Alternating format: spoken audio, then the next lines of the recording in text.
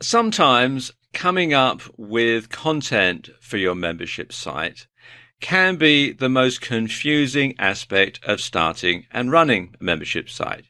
Just what the heck are you supposed to come up with to keep members interested? Sure, you might have plenty of material to stock up your membership site when it's new, but what's then? How do you keep coming up with fresh content week after week or month after month? And what sort of content should it be anyway? Well, let's talk about the types of content that you can have on a membership site. Probably the most common type of content on a membership site is written content. And the written content often takes the form of articles, and these can be read online or they're articles that members can download. Generally, articles that are read online are the most popular type because there's less risk of piracy. Unfortunately, you do run the risk of the stuff that's on your membership site being pirated by rogue members. Most people are honest, but that's how the devious and dishonest people manage to get away with it. So you do have to take some sort of measures to protect your content.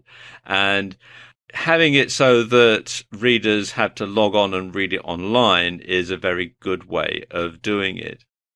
Something else that you can have on your website are ebooks or white papers. White papers are sort of more technical versions of ebooks. And these can be either with or without private label rights or PLR. And finally, the last type of written content is forum posts. And forum posts are great because that gets your membership involved. It doesn't really require any input from you. All you've got to do is get the forum up and running. And then people will come back to read the forum posts that other members have put up on the forum. So really, it does mean that you don't have to spend a lot of time creating content if you have other members doing it for you in the form of forum posts. You can also have audio presentations on your membership site. Now, these can be lectures either by yourself or by other people who are experts in the field. They can be audio books. They can be books that you've written and you're going to do an audio version of it, just reading your ebook out loud and recording it. Or you could buy in books with private label rights and you could read those and turn them into an audio book or an audio presentation. And you can also do interviews with leading people in your niche, and you can ask them questions that you've thought of, or you can ask people to submit questions. You can say that we're going to be doing an interview with such and such, and what would you like me to ask him or her, and get people who are members of your site to submit questions, and then you answer them in the interview. And audio can be the streamed, or they can be a downloadable podcast. And if you do that, then MP3 is the most popular format. Although, having said that, streaming your audio presentations are probably the best thing to do because there's less risk of piracy. Plus, of course, people can listen in on their smartphones on the go.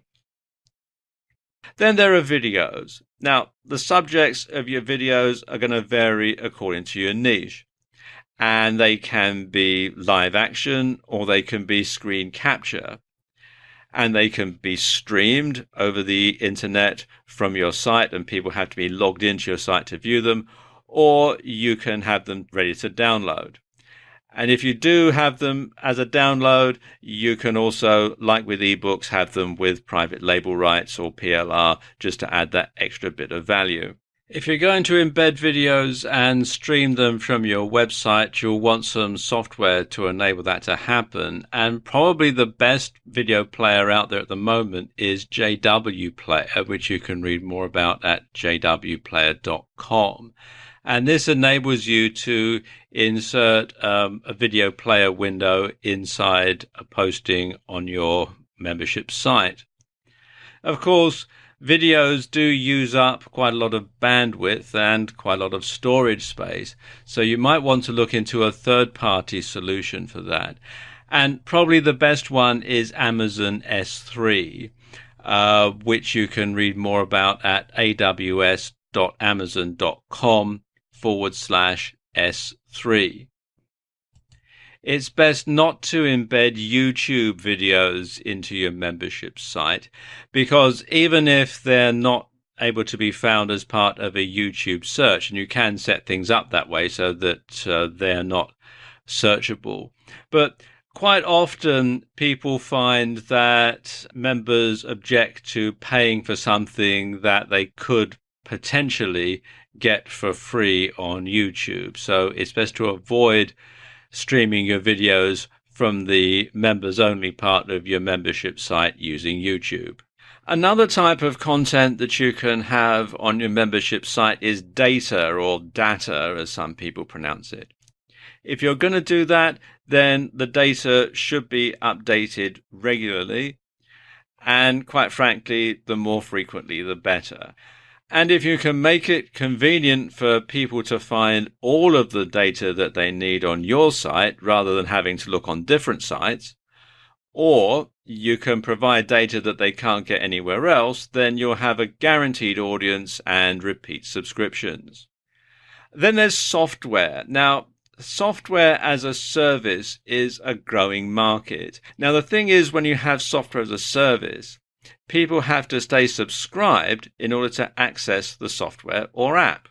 And of course, there's nothing to stop you from having a membership site that contains multiple types of content.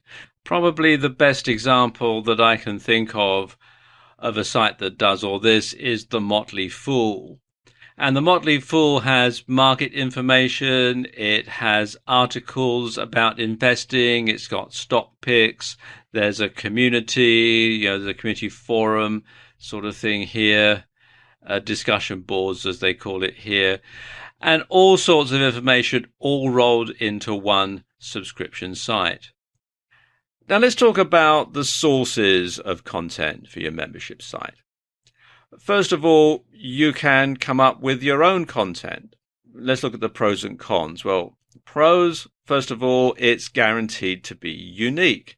And of course, you can change it and you can repurpose it because it is your own content. On the downside, though, creating your own content can be very time consuming. And so that's probably not the most efficient use of your time. So the next thing that you can do is to outsource the creation of your content. On the pros side, well, it frees up time for you to build the business. You can actually work on your business rather than in it. And you can vary the content type by getting different people to create different types of content. Now, on the downside, this can be expensive, and the freelancer that you have in mind might not always be available because he or she might be doing a job for another client. And then there's private label rights, or PLR. Now, on the pros side, PLR stuff is very quick. And of course, it's very easy. You can do this in just a few mouse clicks. And it's a lot cheaper than other solutions. Now, on the downside, of course, it's not unique.